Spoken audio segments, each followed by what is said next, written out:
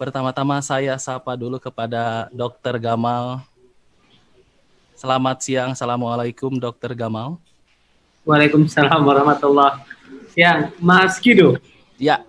Ya, salam kenal. Terima kasih Mas Kido dan Bapak Ibu semua kawan-kawan ya. Terima kasih sudah rendah hati meluangkan waktunya di siang hari ini. Baik, alhamdulillahirrahmanirrahim. Bagaimana Dr. Gamal siang hari ini dalam kondisi sehat walafiat? Ya, alhamdulillah sehat dan kita syukuri ya karena sudah 70 juta lebih kan yang terkena ya dampak COVID di dunia. Jadi memang kesehatan jadi sesuatu yang mahal dan harus kita syukuri hari-hari ini. Semoga juga keluarga kita ya, orang tua kita ya, kita Allah berikan kesehatan terus. Terima kasih. Baik. Amin, alhamdulillahirrahmanirrahim. Ya mudah-mudahan kita semua di sini tentu saja khususnya Indonesia dan umumnya dunia ini segera untuk virus COVID-19 ini mudah-mudahan segera hilang dan kita semua dalam kondisi sehat selalu. Amin, ya rabbal alamin. Baik, kepada Dr. Gamal kita akan bincang-bincang ini terkait tadi perjalanan Dr. Gamal dalam bidang sosial dan kesehatan. Ya, jadi tadi kita sudah melihat video profil ya tayangan tentang bagaimana perjalanan pendidikan juga sosial dan berbagai prestasi yang sangat banyak luar biasa ya. Tidak hanya di Indonesia tetapi juga di dunia internasional. Masya Allah banyak sekali dan tentu saja kita yang hadir di sini sangat beruntung karena dapat langsung berbincang walaupun secara virtual. Baik, pertama yang ingin saya tanyakan sebagai pembukaan kepada Dr. Gamal, ini bagaimana perjalanan Dr. Gamal hingga sampai titik ini, terutama di bidang inovasi kesehatan yang sudah dibangun melalui Indonesia Medica. Khususnya ya, tentu saja perjalanan sebelumnya tadi sudah dijelaskan juga di profil. Itu bagaimana ceritanya untuk Dr. Gamal? Ya, terima kasih Mas Kido. Jadi mungkin saya akan masuk dalam dua perspektif ya. Pertama soal satu value yang menurut saya penting dan itu bisa menjadi rujukan kita semua ya. Jadi ada satu teori. Ini teori dari Jepang, termasuk satu teori paling populer di sana. Namanya Ikigai.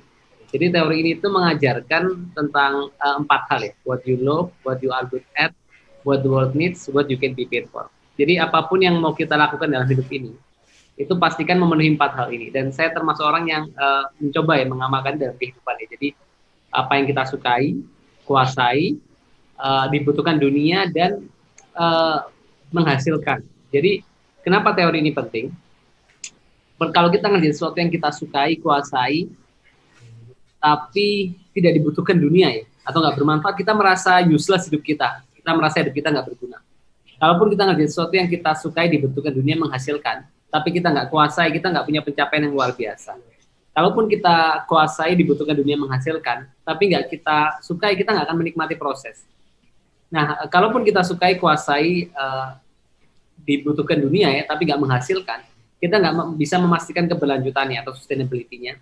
Kita nggak bisa meluaskan dampaknya, termasuk kita nggak bisa memberikan ya ketenangan kepada orang-orang yang kita pimpin, termasuk untuk masa depan mereka. Sehingga 4 hal ini penting. Nah, mungkin dalam konteks spiritual kita tambahkan satu lingkaran dalam diagram Venn ini, yaitu sesuatu yang baik untuk akhirat kita ya. Jadi yang Allah ridhoi ya. Jadi saya pikir teori ini sebenarnya termasuk ada teori divine calling ya. Jadi ngerjain sesuatu yang kita sukai, kuasai dan bermanfaat. Itu saya pikir perlu menjadi jadi pleasure, strength, meaning. When or interest ya, ketika kesukaan kita bertemu dengan ketangguhan kita, and then get bound up with sincerity, you will see that God empower you.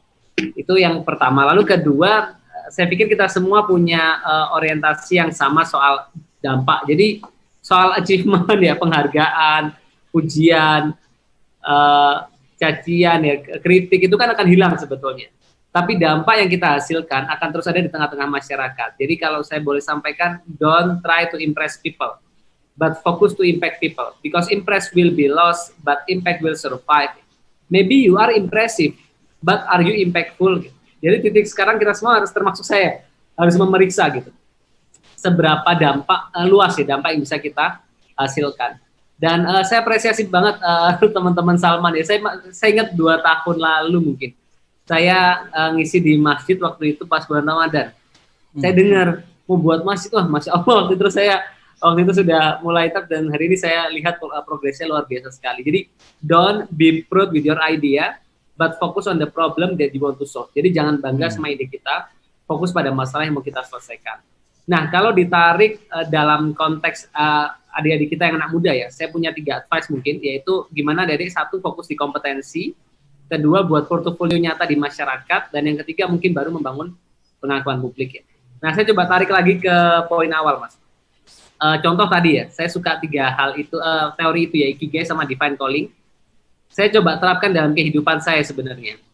Dan kami bersyukur ya, contoh saya suka inspirasi, Mas Kido. Jadi saya itu nulis buku 4, ini buku ke-5 sekarang.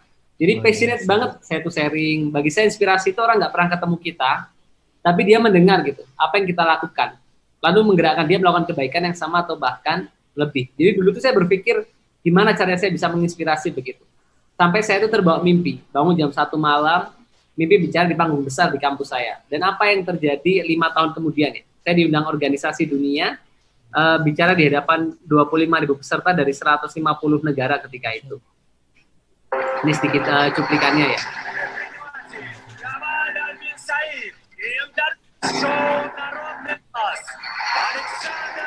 Jadi itu, lalu yang kedua saya suka buat inovasi kesehatan. Jadi waktu kuliah saya buat Indonesia Medica, perusahaan dan yayasan, fokusnya membuat health innovation ya, inovasi kesehatan dengan value health is fundamental human right.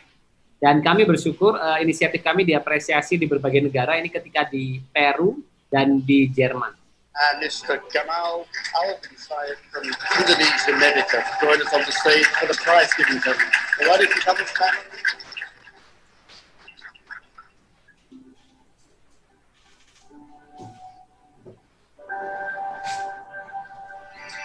Winner is Savage Clinical Insurance. Congratulations. Gamal, please come on stage.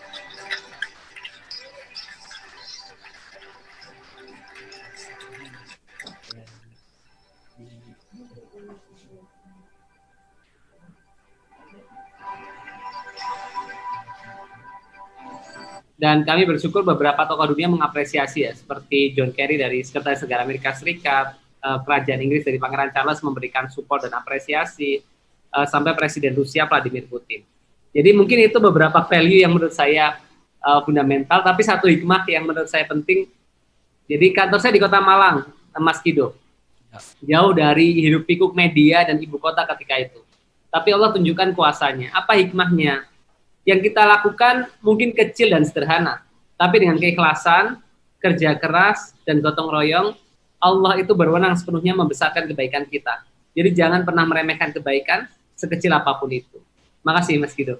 Baik, Masya Allah luar biasa ya. Jadi poin yang penting saya ambil itu adalah apakah kita ada impact-nya, apa yang kita lakukan, bukan fokus di impress ke people aja gitu ya, ke orangnya. Luar biasa sekali. Dan meskipun itu hanya hal yang mungkin terlihat kecil, tapi tadi sudah disebutkan oleh Dr. Gamal bahwa semua bermula dari hal yang kecil, jadi jangan mengabaikan sesuatu hal kebaikan meskipun itu sangat kecil. Luar biasa. Baik, ini yang menarik adalah karena dari tadi kita berbicara melakukan kebaikan, apalagi Dr. Gamal sudah melakukan banyak inovasi yang impact-nya untuk orang banyak. Tentu saja untuk masa kini, khususnya untuk generasi-generasi sekarang, itu terkesan bersifat asik sendiri. Nah ini tentu saja tadi orang sekarang lagi sifatnya menunjukkan diri ya, tetapi belum tentu ada impact-nya. Nah sebetulnya apa ya yang membuat Dr. Gamal ini ya latar belakangnya melakukan sesuatu hal yang semua itu untuk orang lain gitu. Jadi begitu fokusnya sangat meluas gitu. Itu gimana ya? Ya pertama ya saya nggak ingin mendramatisasi ya seolah-olah apa yang saya lakukan itu buat banyak orang dan sebagainya. Tapi saya mau sharing soal satu gagasan baru Bapak Ibu semua yang namanya wirausaha sosial. Saya yakin sudah banyak yang familiar dengan konsep itu. Tapi saya coba ajak masuk lebih dalam ya. Jadi sociopreneur itu kenapa sih kita jadi sociopreneur? Ada satu kelebihan tadi ya, usefulness. Kita merasa hidup kita lebih bermanfaat karena bangun tidur kita merasa ada banyak orang yang bisa kita bantu hari ini. Jadi contoh, nanti saya akan cerita program kami sedikit. Ada program kami yang namanya Siapa Peduli. Itu tiap pekan kita bantu pasien-pasien untuk operasi dan sebagainya lewat crowdfunding, platform yang kami kembangkan. Itu memberikan intrinsic motivation buat tim dan saya untuk bisa running berbagai program. Jadi sekarang itu lagi tren sociopreneur. Kalau katanya Bill Drayton, social entrepreneur itu are not content just to give fish or teach how to fish. They will not rest until they revolutionize the fishing industry. Jadi wirausaha sosial itu bukan hanya ngasih ikan, bukan cuma ngajari mancing, tapi dia nggak akan berhenti sampai dia merevolusi industri perikanan. Nah, ada banyak definisi soal sociopreneur. Salah satunya yang saya suka ya. Jadi kita itu mempertahankan sebuah nilai. Contoh nilainya kami, hope is fundamental human right. Kedua, mengejar peluang tanpa henti. Kita cari resources terus untuk merealisasikannya. Lalu ketiga, kita terlibat dalam proses inovasi, adaptasi berkelanjutan ya. Jadi tidak ada ide yang sempurna sejak awal dikembangkan. Dan tidak ada inovasi yang sempurna sejak awal dikembangkan. Tidak ada inovator yang sempurna sejak awal mengembangkan ide. Sehingga tugas kita adalah segera memulai, konsisten pada misi, dan terus belajar, serta memastikan keberlanjutannya. Termasuk bertindak berani tanpa dibatasi oleh sumber daya. Jadi sekarang itu, saya ingin sampaikan ke anak-anak muda, kalian bisa loh sebetulnya makes money dan doing goods pada saat yang sama. Jadi kalian bisa menghasilkan uang, tapi pada saat yang sama juga menyelesaikan masalah. Orang berpikir sociopreneur itu selama ini harus NGO, padahal nggak demikian juga. Teman-teman bisa memilih, boleh profit for benefit istilahnya ya. Jadi keuntungan untuk manfaat gitu. Jadi kayak for profit ya. Jadi wirausaha sosial itu terlepas dari badan hukumnya. Dia bisa komersial, bisa non komersial atau filantropi. Dia bisa for profit, bisa not for profit ya. Jadi bisa menjadi for profit with mission driven strategies ya. Jadi pengusaha yang punya misi sosial, bisa juga menjadi inisiator sosial yang punya pendapatan untuk memastikan keberlanjutannya. Itu gambarannya. Nah, kapan kita disebut sociopreneur? Itu ketika ada beberapa kriteria ya. Jadi satu, misalkan ini dimulainya dengan niat yang suci. Jadi kita mulainya itu dengan niat benar-benar suci, niat yang mulia. Terlepas dari badan hukum, terlepas dari status kepemilikannya. Termasuk model bisnisnya menghasilkan. Tujuannya apa tadi? Supaya sustainability, punya keberlangsungan yang lama. Lalu, nah ini penting, kesadaran sosial lebih tinggi dibanding kepentingan pribadi. Jadi social awareness-nya lebih besar dibandingkan kepentingan pribadi. Even itu perusahaan tadi ya, ataupun dia yayasan, LSM, lembaga, CVPO, dan lain sebagainya, ataupun komunitas, ataupun koperasi. Jadi punya altruistik, mengutamakan kepentingan masyarakat, kepentingan orang banyak di atas kepentingan pribadi. Atau bahkan idealnya itu melepaskan kepentingan pribadi dalam pengambilan keputusan, sampai di level itu bahkan ketika dia sudah betul-betul mature ya. Termasuk lalu memberdayakan, menerapkan etika atau prinsip bisnis dalam prakteknya, dan nah ini penting, dampak dan keberlanjutan. Jadi sociopreneur itu ketika dia punya sustainability. Termasuk sebetulnya ada banyak jenis model bisnis ya. Contoh punya kami itu kan klinik asuransi sampah, lalu income client.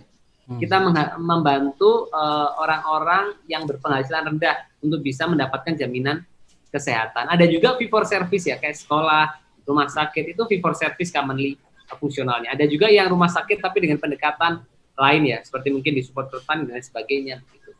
Nah ini beberapa jenis bisnis model ya. Jadi itu sih sebenarnya basic ini ya, kerangka berpikir yang kami coba pakai dalam konteks wirausaha sosial, Mas. Nah mungkin saya belum berbagi soal inisiatif yang kami kembangkan ya. Singkat aja, saya masuk ke situ supaya teman-teman bisa sedikit punya gambaran soal inisiatif yang kami kembangkan. Jadi kami punya 4 startup, Bapak Ibu semua, dan ada 3 yang di bidang kesehatan ya. Yang ini yang pertama namanya Garbage Clinical Insurance. Jadi asuransi mikro yang menggunakan sampah sebagai sumber pembiayaan. Banyak orang mulai inisiatif itu karena peluang dan masalah. Tapi banyak di antara mereka lupa berempati, padahal empati is the connection that leads to innovation. Jadi apa sih yang membuat kita terus bertahan saat kehabisan sumber daya, saat ditinggalkan oleh tim kita mungkin, atau dalam titik nadir ya? Saya yakin jawabannya empati yang kita miliki. Nah ini kisah nyata seorang anak pemulung yang jadi motivasi bagi saya dan teman-teman ya, untuk memulai klinik asuransi sampah. Jadi kami mencoba memobilisasi sumber daya masyarakat yang terbuang untuk memberikan layanan kesehatan kepada masyarakat. Jadi bayangkan warga kami itu bisa berobat, bisa operasi, ada rawat inap, kami bayarkan iuran BPJS-nya juga, tapi mereka cukup membayar dengan sampah secara rutin ya. Sehingga kami mencoba mengembangkan ya inovasi ini di masyarakat. Lalu akhirnya inovasi ini bisa memberikan ketenangan kepada warga. We want to give freedom from fear, worry, and pain. Lalu inovasi kami yang kedua namanya Siapa Peduli. Jadi ini saya mulai ketika magang di rumah sakit. Saya ingat banget waktu jaga UGD itu sering banget ada case pasien yang dia butuh pemeriksaan tambahan atau dia butuh pengobatan, tapi karena mungkin dia ada kebijakan rumah sakit yang waktu itu tidak memungkinkan saya melakukan beberapa obat yang dibutuhkan dan lain sebagainya, yang mungkin bisa tambahan ya, termasuk pemeriksaan yang fundamental karena mungkin keterbatasan juga finansial dari pasien tersebut dan lain sebagainya. Nah, akhirnya di rumah sakit itu saya buat crowdfunding waktu itu. Jadi waktu internship baru lulus kuliah itu magang setahun kan di rumah sakit pemerintah, saya buat Siapa Peduli. Ini crowdfunding pembiayaan kesehatan dengan pendekatan digital, sosial media, dan gerakan kerelawanan. Jadi saya ingat banget Mas Kido waktu itu, saya jadi senang banget sama program ini, sayang banget.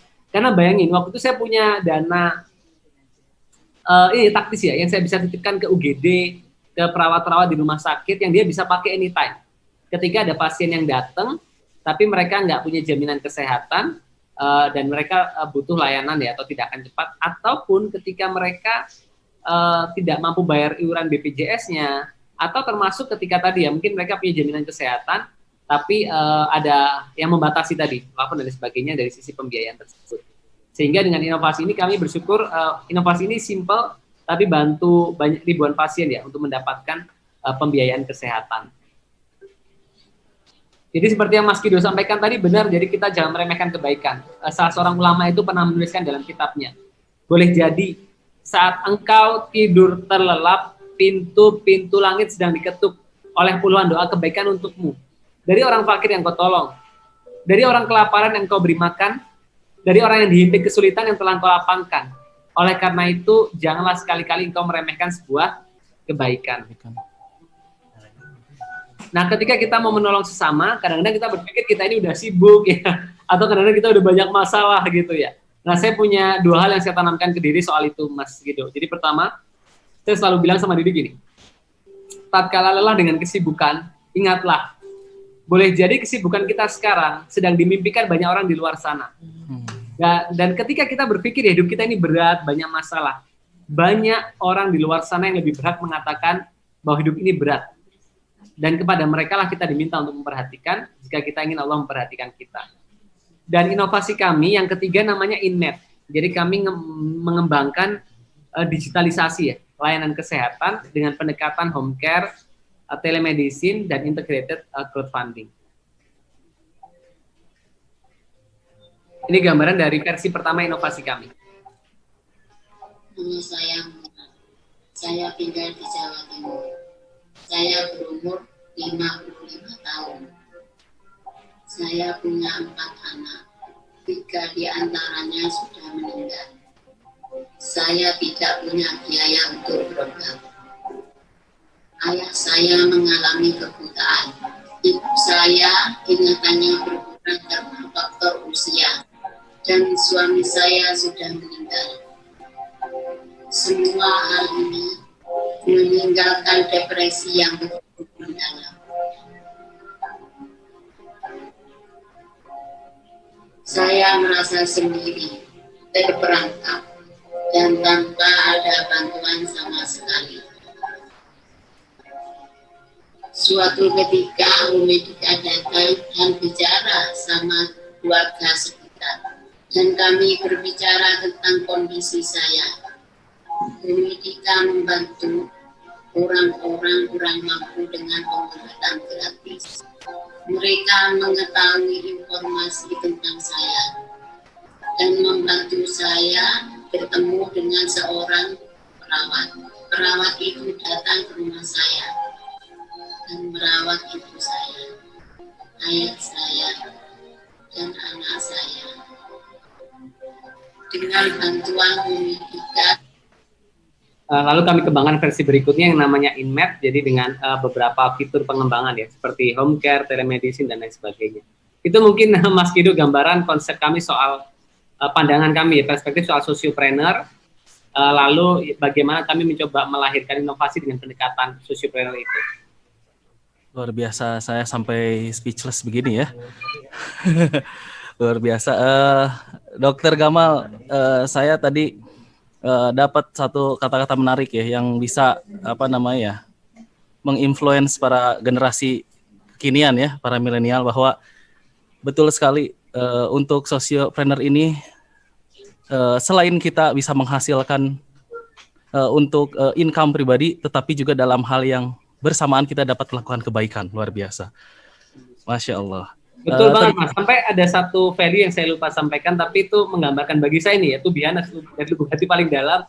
Saya tuh melihat wirausaha sosial titik perdamaian sebetulnya, antara keinginan kita mencapai kebaikan di dunia dan kebaikan di akhirat juga ya. Jadi bisnis itu bukan hanya soal untung rugi kan, di sana ada berkah musibah, pahala dosa, surga dan neraka. Thank you Mas Kido, terima kasih sudah melengkapi. Masya Allah, baik. Tentu saja pengalaman dari Dr. Gamal yang sudah diceritakan, itu kalau kita melihatnya sekarang sebagai peserta ataupun saya pribadi, tentu saja melihatnya sudah sampai pada puncak kesuksesan, sudah pada posisi steady.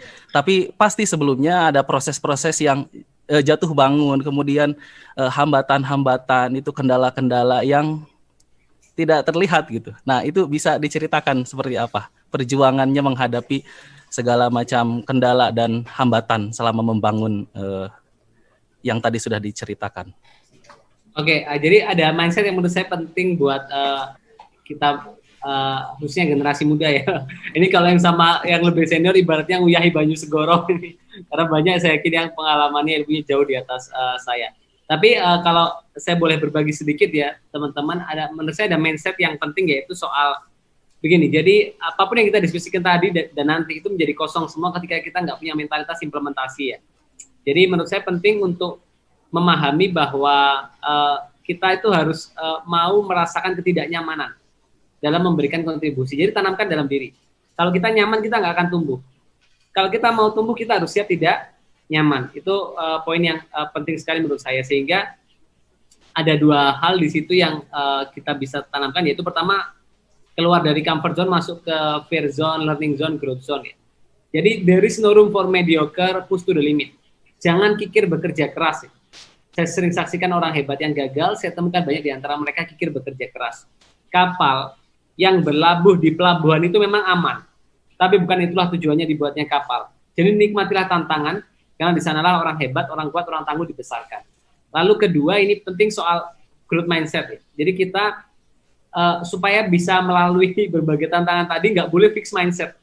Orang fixed mindset itu nggak suka tantangan, nggak suka mencoba hal baru, melihat kemampuannya statis, melihat kegagalan sebagai batasan kemampuannya, melihat kritik, saran sebagai sesuatu yang sifatnya personal. Akhirnya dia stuck, macet, nggak tumbuh-tumbuh. Tapi orang yang growth mindset, dia suka tantangan, lalu melihat kegagalan, bahkan kesalahan sekalipun, sebagai tempat dia belajar dan tumbuh, lalu melihat kritik sebagai saran sesuatu yang dia butuhkan untuk menjadi lebih baik. Sehingga kalau kita punya growth mindset, kita akan punya namanya resiliensi atau ketahanan untuk mampu survive menghadapi berbagai tantangan. Karena jadi sociopreneur itu memang bebannya lebih, karena bukan hanya berpikir how to make money kan, tapi juga berpikir how to solve social problem. Nah, resilience ini ketahanan itu baik ketahanan fisik, mental, sosial, spiritual, finansial. Itu mungkin penting. Nah, kalau kita udah punya growth mindset, kita akan punya resiliensi yang kokoh. Sehingga ketika kita naik, turun, naik lagi, turun lagi mah udah biasa gitu, naik turun. Jadi tenang aja menghadapi berbagai turbulensi dan tantangan. Karena jadi sociopreneur harus jadi makhluk yang tangguh. Jadi wirausaha sosial harus menjadi makhluk yang tangguh. Dia harus berdiri di depan, memastikan semua inisiatifnya terus berjalan dalam berbagai situasi yang sulit, termasuk pandemi yang kita hadapi saat ini. Nah, terakhir dua hal yang menurut saya penting adalah harus mau sabar memang untuk mencapai apapun itu ya. Jadi sabaran tuh begini, contoh gagal ya. Jadi kami mungkin meraih banyak apresiasi support internasional, tapi kami juga gagal berkali-kali. Jadi sudah biasa saya terima email itu unfortunately, udah kayak puasa Senin Kemis dah. Jadi saya mau sampaikan apa? Success is going from failure to failure without loss of spirit. Termasuk ketika tadi mungkin dihina, dikritik, dicaci, dimaki dengan sangat sadis ya. Mungkin teman-teman sering merasakan itu, kadang-kadang melakukan hal baik pun kadang-kadang dikritik ya. Kadang-kadang kita berpikir orang ini emang sudah ngapain kok ngeritik kita gitu. Nggak usah khawatir, teman-teman nggak sendiri. Saya sudah kenyang merasakan itu, dan saya saksikan itu dialami orang-orang yang punya karya yang mengagumkan. Mereka dihina dengan sangat menyakitkan. Tapi sebelum karya mereka tumbuh mengagumkan, mereka menjadi manusia level 2 yang tidak peduli dengan hinaan itu, kebal dengan cacian itu, dan mereka mengubah hinaan, cacian, makian itu menjadi motivasi yang membuat mereka belajar, bekerja, bermanfaat 2, 3, 4 kali lipat lebih keras ya. Jadi mungkin itu mindsetnya, dan sehingga kalau kita udah pegang ya beberapa hal itu, saya mau sampaikan satu clue terakhir. Work hard in silence and let your impact and success be your noise. Bekerjalah dalam sunyi dan biarkan dampak dan kesuksesan menjadi bisingmu. Jadi sosiopreneur itu jangan kayak kebanyakan mungkin high profile, low profit, low impact. Jadi lebih baik low profile, high profit, high impact. Terima kasih. Gitu. Luar biasa ya. Baik, memang tantangannya begitu ya. Kita mau melakukan suatu hal yang baik, kemudian kita juga sudah dapat pengalaman dari orang lain. Kemudian ketika kita ingin melakukan implementasinya, tantangannya selalu dari suara-suara di sekeliling kita ya, yang meremehkan dan seterusnya tadi. Ya, mudah-mudahan masukan-masukan dari Dr. Gamal yang sudah disampaikan ya menjadi modal kita semua untuk melakukan sesuatu yang berimbas sosial tadi ya, termasuk dalam entrepreneur ini. Baik, kemudian yang penting lagi nih, tentu saja kan Dr. Gamal ini selama keberjalanan dari dulu sampai kepada titik ini membangun segala macam inovasi, jatuh bangunnya itu ada nilai-nilai spiritual atau nilai-nilai hikmah ya, yang ada didapatkan selama perjalanan merintis sosio entrepreneur tadi. Nah, bisa dibagikan pada kita semuanya apa saja sih sebetulnya nilai-nilai hikmah atau spiritual value yang didapatkan selama berpengalaman dalam bidang-bidang yang tadi sudah disebutkan. Oke. Makasih Mas. Saya coba masuk. Tadi ada satu poin yang saya terlewat dan mungkin ini penting buat teman-teman, yaitu ini mindset soal critical thinking sama creative thinking. Jadi ini saya baru pelajari dalam 1 tahun terakhir ya. Jadi penting kita membangun keseimbangan antara critical thinking dan creative thinking. Kenapa? Jadi kita bukan hanya kritis tapi juga solutif. Kenapa ini penting? Karena problem solving itu irisan dari critical thinking dengan creative thinking, sehingga kita bukan jadi generasi provokatif tapi jadi generasi solutif ya.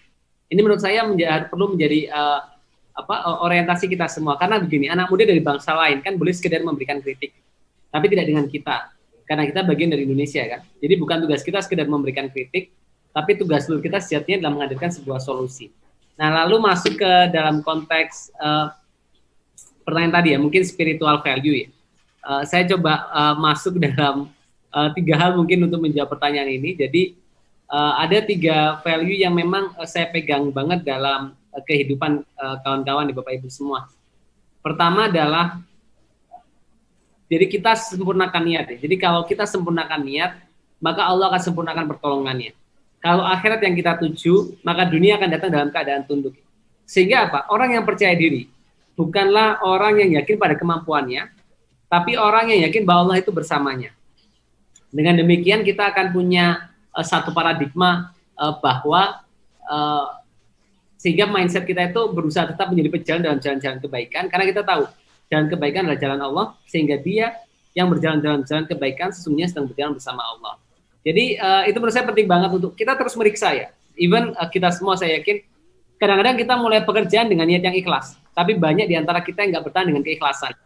Jadi kalau kiai saya dulu pernah ngajari, manusia itu akan diuji di titik terlemahnya. Ada yang diuji dengan harta, ada yang mungkin dengan tahta ya, ada yang mungkin dengan pria, wanita, dan sebagainya. Bahkan salah seorang ulama itu dalam kitabnya menuliskan, nafsu yang paling lama bersemayam di hati manusia adalah cinta kedudukan dan popularitas. Nah, sehingga kita nggak boleh terjebak dalam motivasi rendahan tadi ya. Tapi kita harus masuk motivasi tinggi, yaitu dedikasi, pengabdian, pengorbanan. Saya yakin sekali ya, kalau kita betul-betul lillahi ta'ala, kita benar-benar nggak neko-neko ya. Kita betul-betul ngerjain ingin cuma cari ridho Allah, cari pahala begitu. Sehingga saat-saat sulit sekalipun, dan kita kan punya perasaan begini, Allah pasti akan tolong kita dengan cara yang begitu indah dan nggak pernah kita bayangkan. Itu yang pertama. Lalu kedua, saya yakin tiap kita punya intrinsic motivation yang berbeda-beda. Nah, saya mau cerita satu motivasi intrinsik yang besar sekali mendrive saya hari ini ya. Ini kisah seorang ibu, usianya 46 tahun. Beliau di usia 46 tahun itu kuliah lagi. Bukan ambil S2, S3.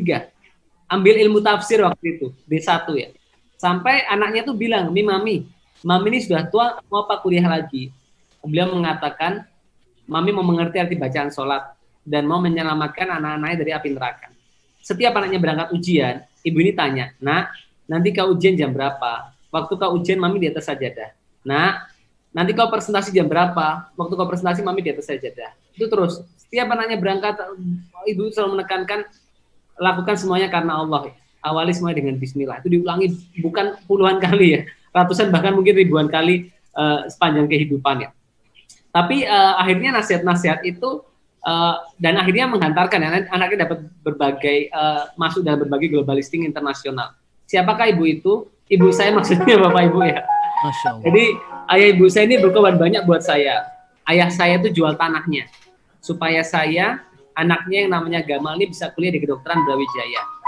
Saya ingat kelas 3 SD ada tugas ngetik naskah drama. Di rumah nggak ada komputer, nggak ada laptop. Malam hari ayah saya bawa mesin ketik dari kantornya usahanya keluarga kami ke rumah.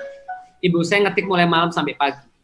Bahkan satu momen mahal dalam kehidupan saya, Mas Guido, saya ingat waktu itu saya di Inggris di puncak tower salah satu perusahaan di sana ya, yang akhirnya saya dapat penghargaan. Tapi singkat cerita sebelumnya itu saya di ruang keluarga, saya ingat banget jam 4 pagi saya terima email dari Cambridge University bahwa saya lolos 1 di antara 7 finalis penerima penghargaan kehormatan dari kerajaan Inggris. Saya belum dapatkan penghargaan itu, saya baru finalis saja, yang akhirnya saya menangkan penghargaan itu. Tapi saat itu saya saksikan wajah kebahagiaan penuh kebanggaan. Jadi I had something like for someone I must not disappoint. Saya punya tujuan hidup, seseorang yang nggak boleh saya kecewakan. Sampai hari ini, apa sih yang membuat kita tengah malam ngantuk berat tapi kita masih terus mencoba bekerja keras gitu? Atau apa yang membuat kita sedang berat ya, hektik dengan masalah yang kita hadapi atau menghadapi banyak masalah? Saya selalu menjadikan keinginan ya, berbakti ke orang tua itu menjadi motivasi yang membuat saya belajar, bekerja, berkorban, mengabdi 2, 3, 4 kali lipat lebih keras. Dan saya yakin bukan saya saja, betapa banyak kita di sini yang menyaksikan kan, orang tua kita membatalkan mimpinya, melupakan mimpinya, membiarkan hidupnya berlalu tanpa kesenangan, supaya kita anak-anaknya ini bisa belajar lebih baik, bekerja lebih baik, dan bermanfaat untuk lebih banyak orang. Jadi mungkin itu value kedua yang, dan saya yakin semua pasti benar-benar punya perasaan yang sama. Kita ingin, kan ada hidup ini kan di Indonesia harapan hidup aja 72 tahun kan. Kita mampir, tapi ada yang mampirnya mungkin 40 tahun, ada yang 30 tahun, ada yang 40 tahun, tapi memberikan legacy yang besar dalam kehidupan. Itu mungkin hal kedua. Dan yang ketiga, saya yakin soal ini pemahaman kita soal kesementaraan hidup. Saya coba bagikan sedikit pengalaman soal ini. Jadi ada, maaf.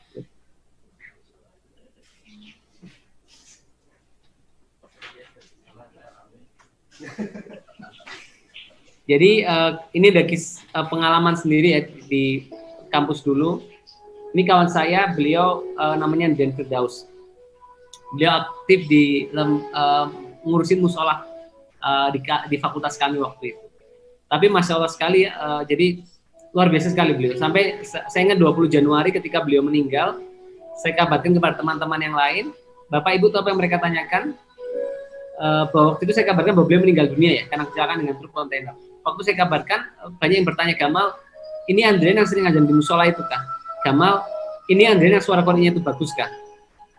Gamal, ini Andrian yang sering tilawah di musola itu, Kak. Jadi sahabat saya ini dikenang dengan kepandaiannya melantunkan ayat suci Al-Quran dan hobinya mengumandangkan azan. Lalu bagaimana dengan kita? Kepintaran, kekayaan, jabatan, popularitas, semuanya akan kita tinggalkan. Tapi betapa kita lalai mengingatnya, seolah-olah kita ini akan hidup selamanya. Jadi betapa banyak manusia yang lalai, sementara kain kafannya sedang ditenun. Berapa banyak orang bermaksiat saat kain kafannya ditenun. Berapa banyak orang mengejar sesuatu yang disesali para penghuni kubur. Jadi yang saya tekankan Mas Guido adalah pemahaman kita sebetulnya. Soal kesementaraan hidup akan membuat kita punya keikhlasan yang lebih mendalam dan kita akan lebih bijaksana untuk mengambil keputusan-keputusan setiap hari dalam kehidupan kita. 3 itu mungkin, dan mungkin kalau dalam konteks ada satu kisah yang meyakinkan saya untuk mantap jadi sosiopreneur ya. Saya yakin sebagian pernah mendengar kisah ini, kisahnya Utsman bin Affan membeli sebuah sumur. Yang dari sumur itu beliau membeli sebuah ladang kan sumur itu untuk memberi minum masyarakat. Waktu itu beliau beli dengan harga 5 miliar atau 20.000 dirham. Dari sumur itu beliau membeli sebuah ladang, ditanami 1.550 pohon kurma. Separuh untuk fakir miskin anak yatim, separuh untuk mengembangkan wakafnya. Berkembang terus sampai dipegang kerajaan Turki Utsmani, lalu kerajaan Arab Saudi berdiri diserahkan ke kerajaan Arab Saudi. Jadi bayangkan, sampai sekarang 1440 tahun masih ada lembaga wakaf yang mengelola wakaf Utsman bin Affan, masih ada rekening di bank atas nama lembaga wakaf Utsman bin Affan yang baru-baru ini membangun hotel bintang 5 di dekat Masjid Nabawi dengan pendapatan 177 miliar per tahun. Di Indonesia kita punya contoh Kiai Hasyim Asy'ari ya. Di Kemenak aja sekarang 27.000 pondok pesantren Nahdlatul Ulama. Lalu ada 110 tahun lalu ada seorang kiai keluar rumah menawarkan kerabat rumahnya dijual untuk gaji guru-guru yang mengajar di sekolahnya. Berkembang terus sampai sekarang punya 12.000 sekolah, 176 universitas, 107 rumah sakit, punya 12 fakultas kedokteran, dan melahirkan 700 dokter setiap tahun. Kiai Haji Ahmad Dahlan dengan Muhammadiyahnya. Jadi saya mau sampaikan, ketika kita semua berkumpul di sini, miliaran orang dikubur, itu sedang berdoa kepada Allah, ya Allah, kembalikan aku ke dunia, supaya aku bisa mengerjakan amal soleh yang aku tinggalkan. Lalu Allah menjawabkan sekali-kali tidak bisa.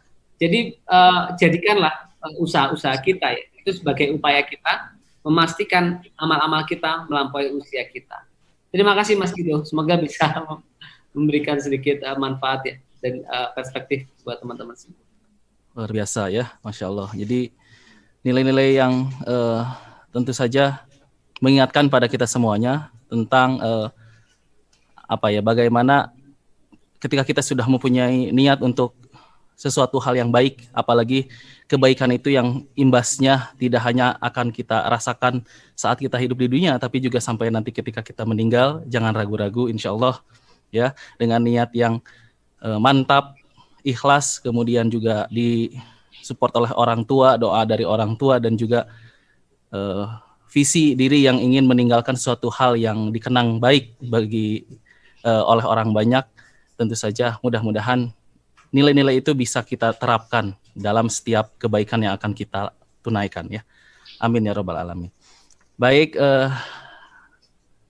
sahabat penerma sekalian yang hadir pada event siang hari ini, alhamdulillah ya, kita sudah banyak sekali mendengarkan inspirasi juga.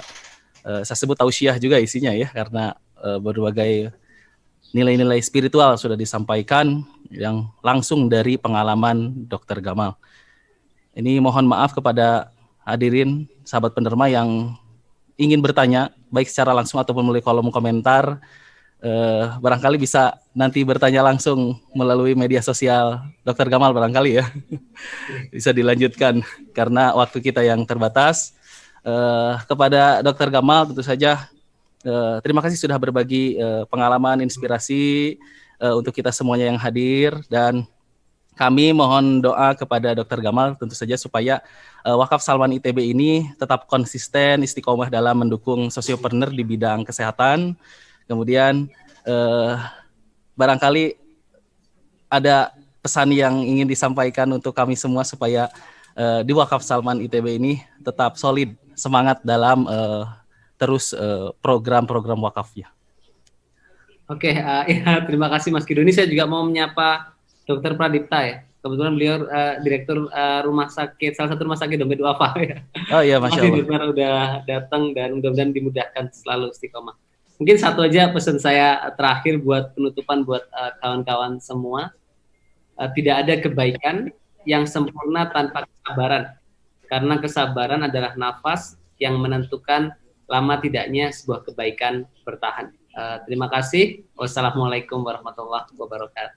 Waalaikumsalam warahmatullahi wabarakatuh. Sekali lagi terima kasih hatur nuhun Dr. Gamal Albin Said sudah menjadi pemateri untuk berbagi pengalaman